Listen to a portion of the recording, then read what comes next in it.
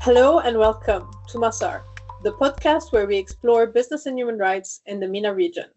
Together, we demystify the path towards a most rights-respecting and sustainable future for businesses in the Arab world, one conversation at a time. Have you questioned what does responsible business look like across the MENA region? How can companies meet global expectations while navigating local realities? How can companies identify and manage human rights risks and impacts?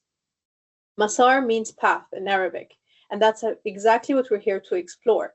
The path businesses in the Middle East are taking towards responsibility and sustainability.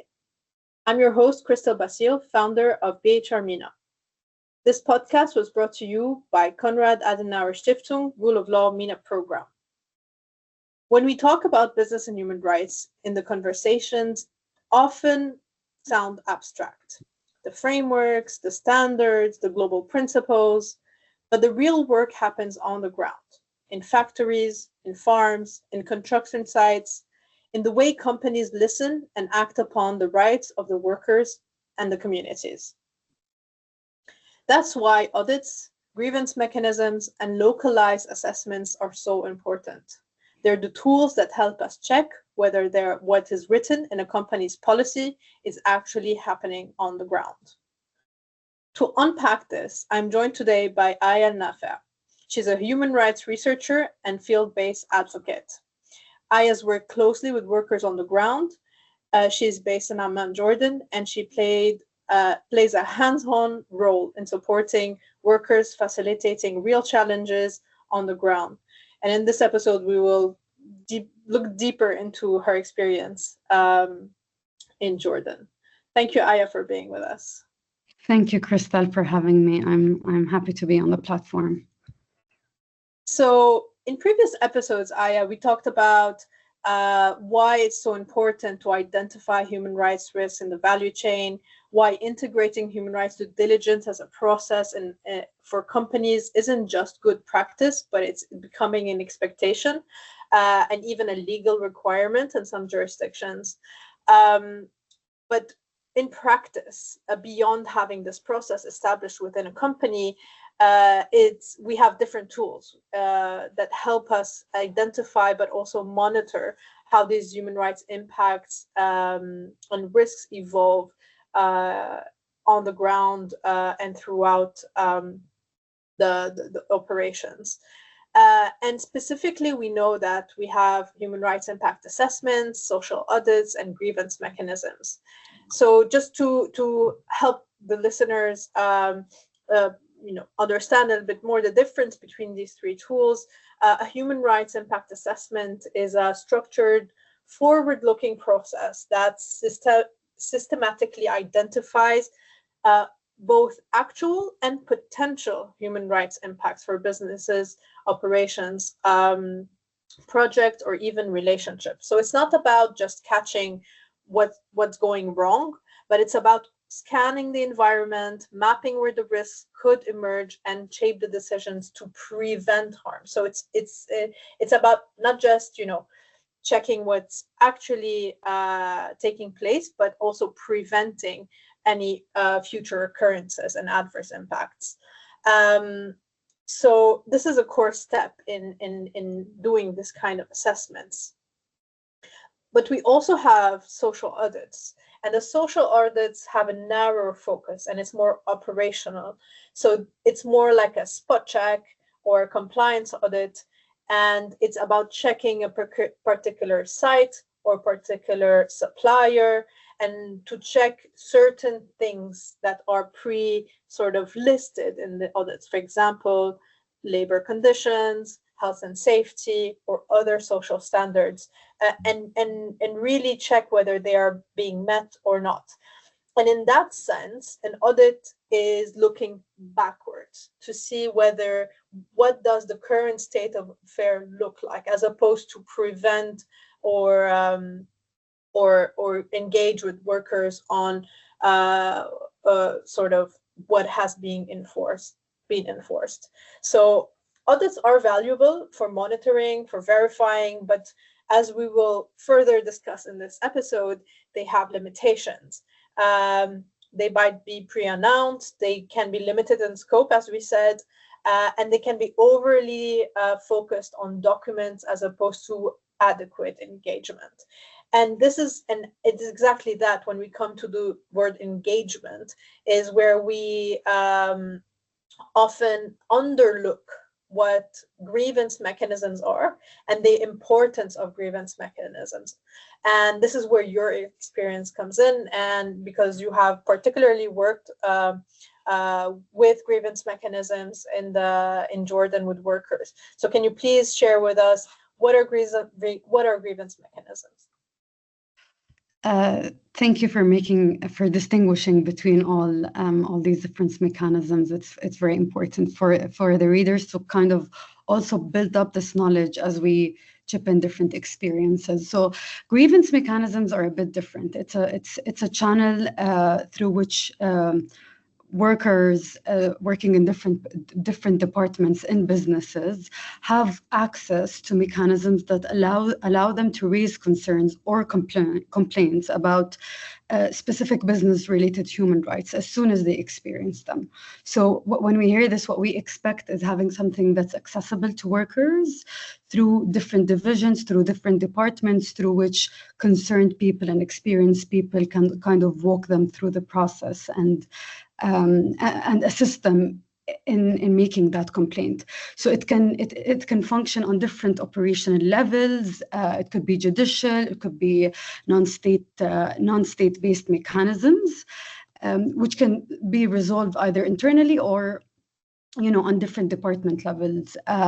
For it to be effective, ideally, grievance mechanisms should be legitimate and they should be accessible to all workers. And when we see all workers in different types of businesses, we should also think of migrant workers who come from different backgrounds, with different educational levels, with different languages. So in practice, grievance mechanisms allow people to have that space to say, look, here's what's happening, or this is what has recently happened to me. So they don't have to wait for these official systematic audits. So businesses themselves can detect these small issues as they are happening before they escalate into systematic problems and issues. Very clear. Thank you, Aya. So let's go on the ground and talk about your experience, and particularly in Jordan.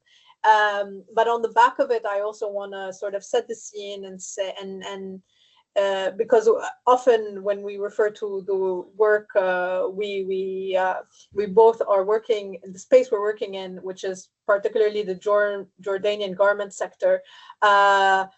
We often wonder, like, how come, like, why are businesses manufacturing in Jordan?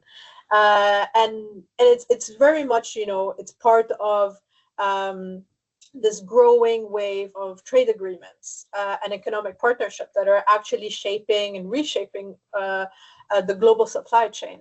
So on the one hand, these deals, obviously, they're seen as a boost for investment. They create opportunity and for the local economy and workers and workforce. But on the other hand, they definitely come with hidden human rights risk, as we will see. So as companies are rushing to diversify where they manufacture and source their goods, they're turning into new geographies, as we're seeing, including the MENA region. And this shift is often driven by search for, as we were saying, greater stability in the global trade. And this has exposed workers to poor conditions, weaker oversight, and limited access to remedy, as we will see.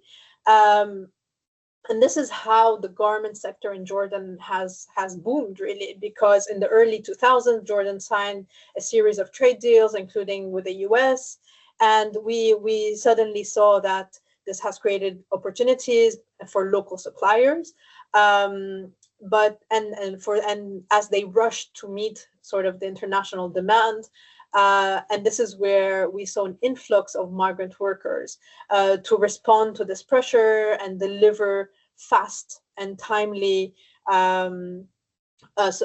goods for these buyers. So you've spent a lot of time on the ground in Jordan, namely at the Worker Center. Can you tell us more about the center? What was the project about? And yeah.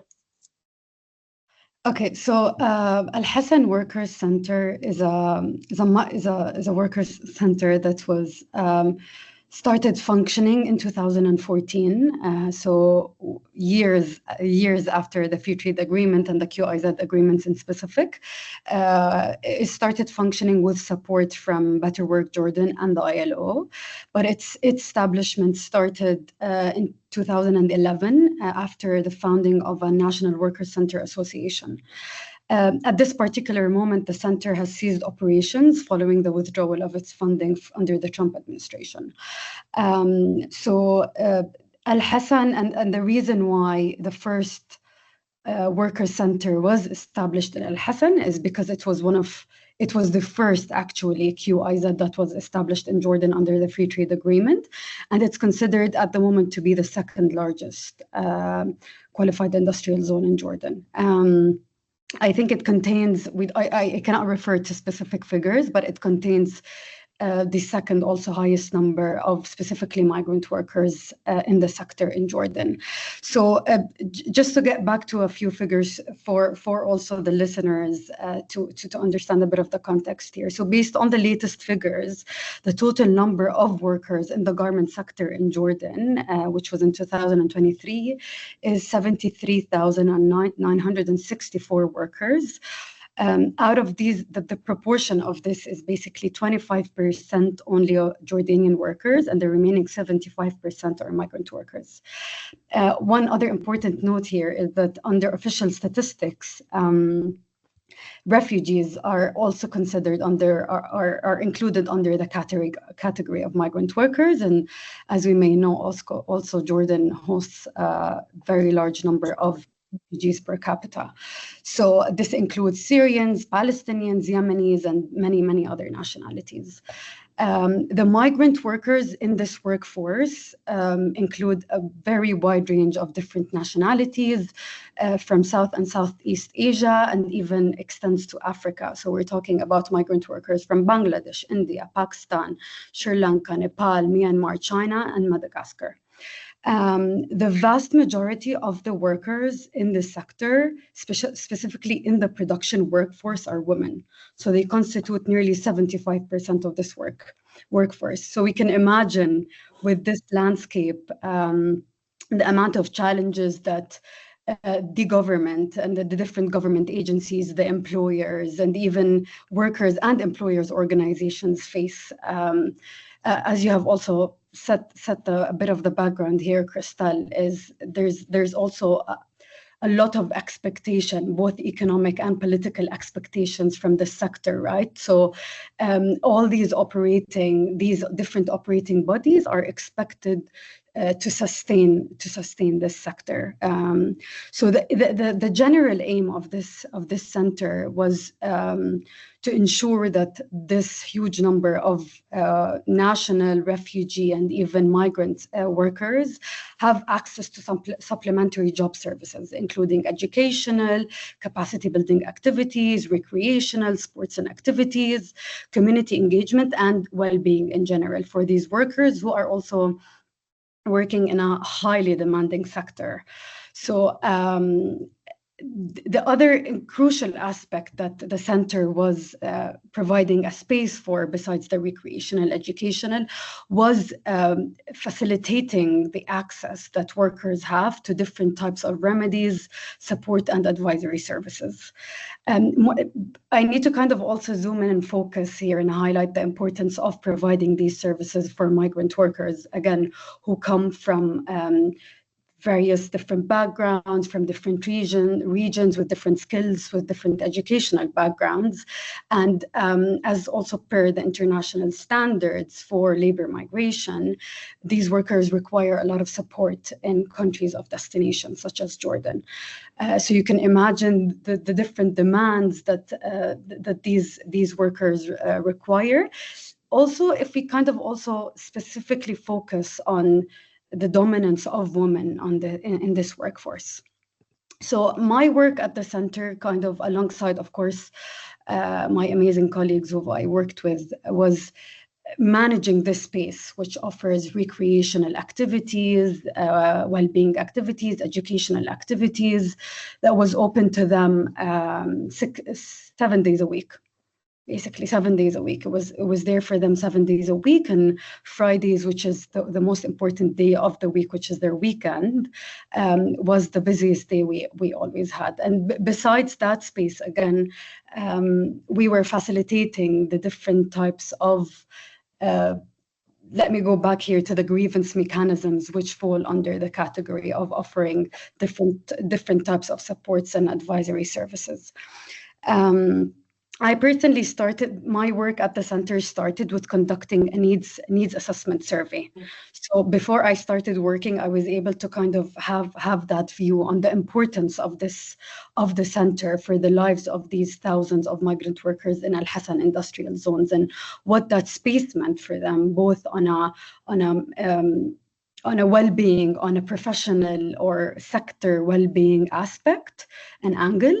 And then the other one was just their general well-being, their physical well-being, their mental well-being, that was at many times now, when we dig deeper into the details, we might talk how it was also affecting their performance in the sector, their perception of the sector. The other aspect that this needs assessment survey looked at was the main challenge that we also had in terms of reach. So the center was, had opened its doors or was opening its doors to these thousands of migrant workers, but we were aware that there was a substantial gap in reaching a lot of these migrant workers who didn't know that this space was open for them, was available for them, for their mental, physical well-being, and even to offer these different types of advisory services. And that is, again, if we look at the architecture of how QIZs are built, how workers' dormitories are exactly right next to their workplaces, and especially in the context of migration, when workers are being deployed to these industrial zones, they think that this is their world of work. It's basically just going to the factory, working at least 10 hours there, and then going back to the dormitory, and that was it. So we had that challenge in reaching a lot of the migrant workers who didn't know that this space exists. And so we were developing different kind of outreach strategies. And again, I want to also touch base on one of the important things of why this space was important for the sector and for the workers in general. The aim of it was to ensure that the lives of thousands of workers were being improved by ensuring a sustainable improvement in the adherence to the Jordanian national laws, but also the compliance with international labor standards. Most prominently, the ILO Declaration on the Fundamental Principles and Rights at Work, right? And this was also feeding into the flourishment of this sector, because there was, again, there is still high expectance of this sector in terms of its sustainability and its competitiveness in global supply chains, and that also requires employers in general to adhere to these international standards, and to also sustain that economic growth goes hand in hand with compliance with international standards. I'll stop there. No, very, very insightful. And it's always very important to look at things that are happening on the ground, because indeed we're often falling into the trap of false perceptions. So often in discussions that we have with businesses, they're often comforted by social audits that are positive, but when we then engage with workers on the ground, we more often than not find out that these are false positives, because on paper everything looks fine. As you mentioned, for example, many workers did not even know about the existence of the center. So while social audits may take a box for a business to say, yes, there's a recreational center, there's a worker center that's often available, many workers don't even know it exists. So this is a direct example of how social audits can often fail to show the reality on the ground. But beyond just having the center and it being focused on the workers' well-being, we are increasingly seeing reports, as you're saying, as the sector is growing in Jordan and the demand is growing as well. We are seeing increasingly reports on increased human rights violations as well. So excessive working hours, poor working conditions, poor accommodation, and as you were mentioning, given the high amount of women in the sector, there is also a lot of gender-based violence. Can you maybe give us some examples, maybe, or from what you've seen on the ground, especially working with grievance mechanisms, how was this effectively dealt with or not? Like, sort of the lessons learned from the ground of what could we do better, or what was really happening also on the ground from that aspect. Sure. So I'd also like to just highlight something that which is also a gap that maybe we can later on discuss. Most of the workers who were approaching us for grievance mechanisms, for facilitating their access to grievance mechanisms, were migrant workers. And this was also a substantial challenge that we had, although we know Jordanians and refugees as well were similarly facing the challenges, the abuses, and the violations in the workplace. It was still not very common for us to be approached by national workers, and this is something that maybe, Krystel, we can go back to more about the landscape of the sector and the workers in it. So the challenges, I don't think I can specify that there was one or two or even three common abuses and kind of plead for grievance mechanisms in one specific violation.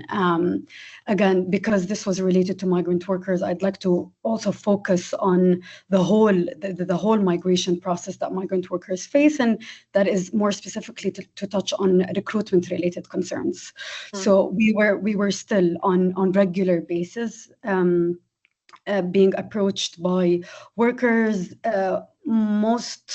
most dominantly from South and Southeast Asia, on deceptive contracts, also the payment of recruitment fees by unscrupulous sub-agents. That was also at times very difficult to talk down and track down with the workers themselves on how it happened. And this is something that we kind of also ensured to understand how this unfair recruitment was happening on the ground. What was exactly the deception that workers were facing in terms of their contracts, their working conditions, their wages, their access to their documents, including their passports and work permits.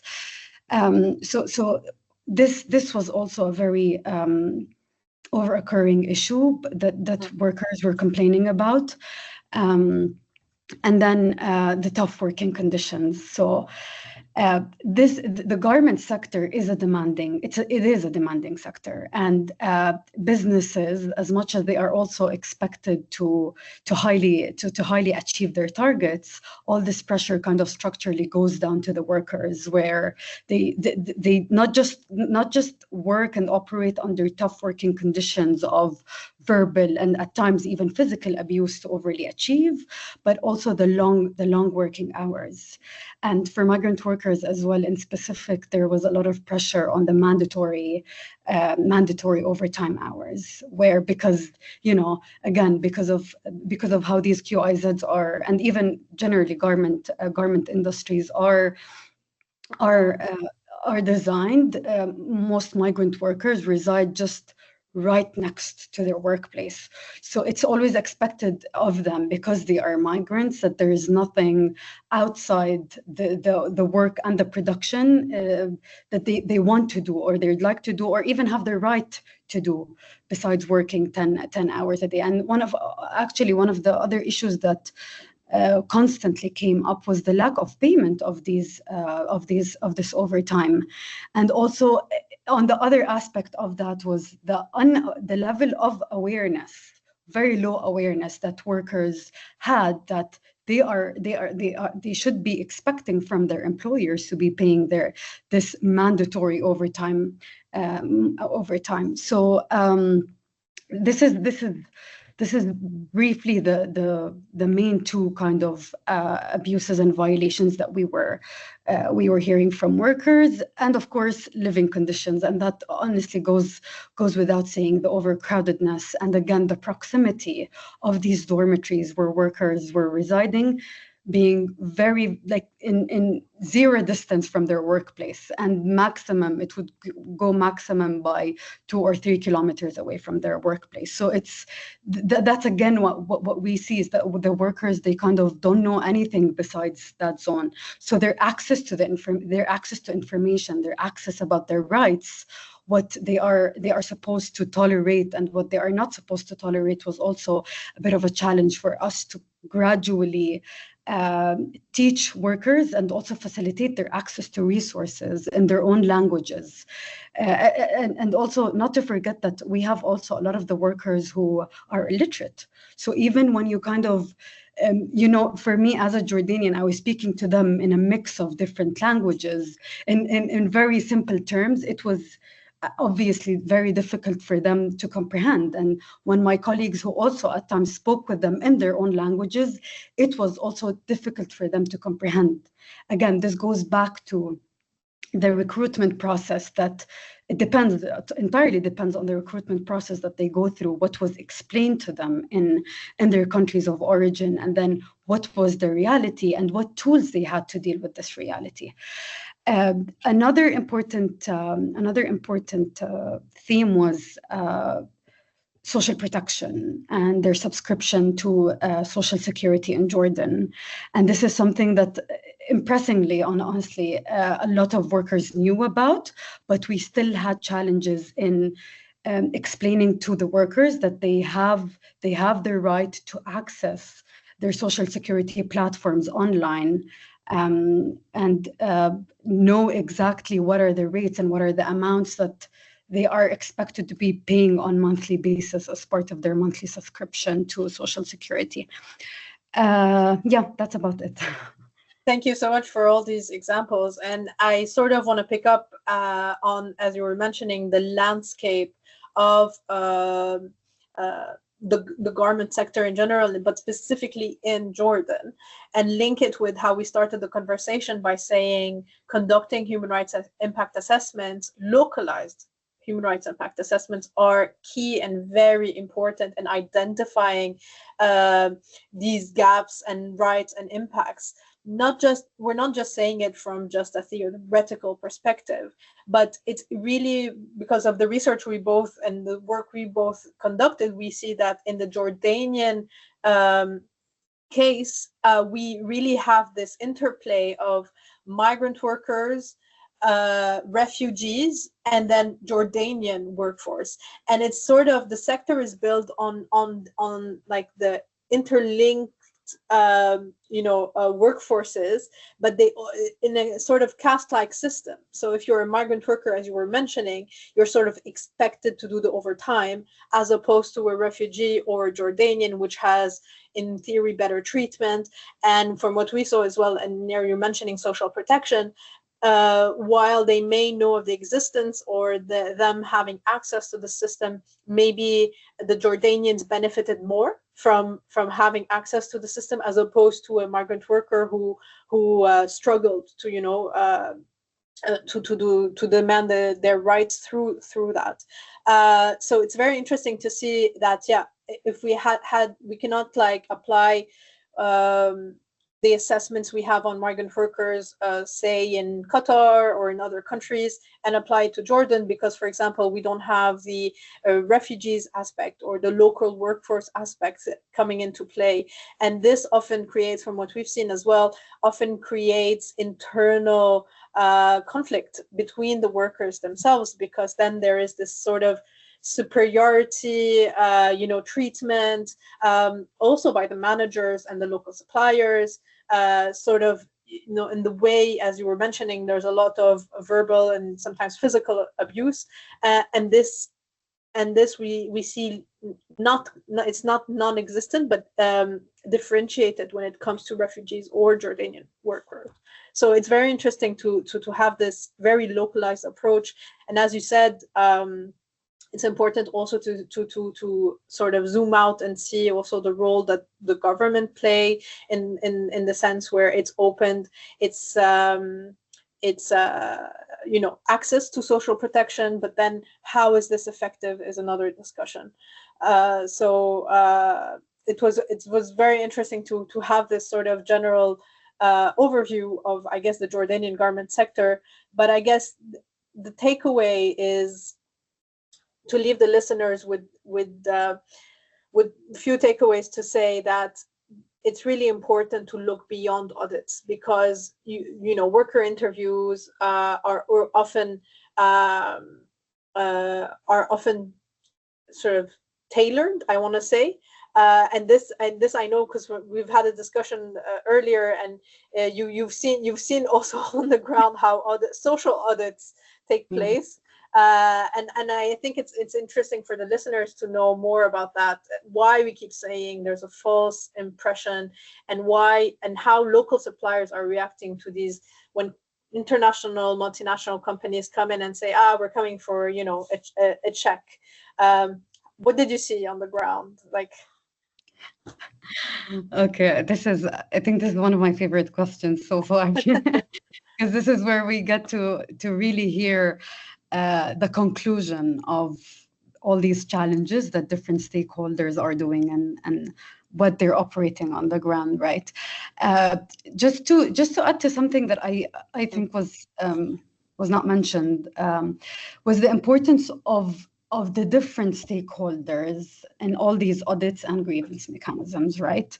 So when we talk about even facilitating the access of workers to grievance mechanisms and the way also social audits are conducted, you have different stakeholders that are involved in the whole process, right? Like the trade unions that are representing the workers, the Ministry of Labor that also receives complaints from the workers, whatever other agencies document the different types of concerns, like the Social Security. So we have different stakeholders that are involved in different types of labor rights and labor standards. Again, thank you for setting the very important scene and landscape in Jordan, and I'm sure this exists in all the different garment sectors in the world. So when we talk about the importance of localizing interventions for businesses, what do we actually mean, right? Businesses could say, well, yeah, we are also sustaining through funding, through different types of support, having a space like the Workers' Center where it's easy for workers to approach these grievance mechanisms, which could be later on referred to the concerned agencies, and workers kind of have these general trade unions that they are part of, where they can actually approach. And most commonly, what I've also personally heard from workers in well-achieving businesses is that, well, I have my HR department, and this is who I can approach, right? But there's much more to understand about how, again, the level of awareness that workers have, what they really understand as their right, or when was their right abused and violated, and that there would, by all means of guaranteeing no fear of retaliation, where they will feel safe to approach these different grievance mechanisms, whether it's internal or external. So again, when we talk about local interventions, it's very important to also understand the social structures and dynamics in these factories, if we're specifically talking about the garment sector, how does it, besides the hierarchical structure of these factories, how are the workers dealing with their line managers, with their HR managers? What's exactly going on, as you were saying, in the relationships between the Jordanians and the migrant workers, which also, surprisingly, when there's a big loop of abuse, systematic abuse, they at times have to join their forces and support one another to be able to have that alternative protection, because the business itself is not providing that protection. So even if all these different support systems are there, it does not mean that workers have that feeling of safety and confidence to report these issues. So what we also in specific mean by localizing interventions is really seeing what are the work challenges and the living condition challenges, and even on a local national level where migrants are being deployed in foreign countries, what are the actual challenges they are facing that are also taking a toll on their mental health, and understanding that, well, my mental health is being impacted by these tough working conditions, by the fact that I can't trust my HR manager, by the fact that I don't know that there's a worker center, by the fact that, well, I don't know also how to access a trade union, and are these people who are going to protect me? So this is a crucial part in understanding how to curtail your local interventions, and by also having that dynamic due diligence that consistently contains a feedback loop from all the relevant stakeholders, because all these relevant stakeholders, I'm sure, would have something to say about how confident and how comfortable workers are in approaching them for grievance mechanisms, for even hearing feedback from workers on social audits that are themselves implemented by internal systems of these factories. And having said that, I think it's also very important to highlight the importance of having third parties who are responsible for conducting completely independent audits, where also workers are genuinely approached and asked about their working and living conditions. So I think the main takeaway here is in maintaining a localized intervention, it's very important to put workers at the forefront of your engagement, to listen to them, to create safe spaces by completely external and independent parties who sit down, speak to the workers in their own languages, in simple languages, and creating a place where they know that there would be no fear of retaliation, and also a clear pathway if I've heard this feedback and this complaint, how will I protect it? And this is, I think, where a huge part of our work was the trust. And when you gain the trust of workers, even as an employer, this has a huge impact on the stability that you maintain in your workplace, where workers can know that they can safely and easily access these remedies. Thank you so much. I think this is a very good way to conclude our conversation with the word trust, because it goes hand in hand with effective grievance mechanisms, because without trust, whether it's judicial or non-judicial, internal, external, given all the stakeholders that are involved, if we don't trust in the grievance mechanisms, that will either take on our grievance and hopefully remedy our harm, it is not a non-effective grievance mechanism. Aya, I want to thank you so much for this very insightful discussion. As you've highlighted, not only the importance of having a localized approach, but the critical value of being present on the ground, engaging directly with workers, and how this actually shapes not only grievance mechanisms, but drive meaningful change. And thank you also for highlighting the massive need also for capacity building, whether it was for workers, but also for companies and local suppliers, especially for local suppliers that are having to meet sort of these international standards and expectations without really understanding what they entail in practice. I want to thank you all for listening to this episode of Massar, brought to you by CAS, Rule of Law MENA program. Huge thank you for you again, Aya, for sharing your expertise and experience with us. If you enjoyed this episode, please subscribe and share with your friends and colleagues. Together, we can build a business culture in the Arab world that upholds human rights and drives positive change. Thank you, and bye for now.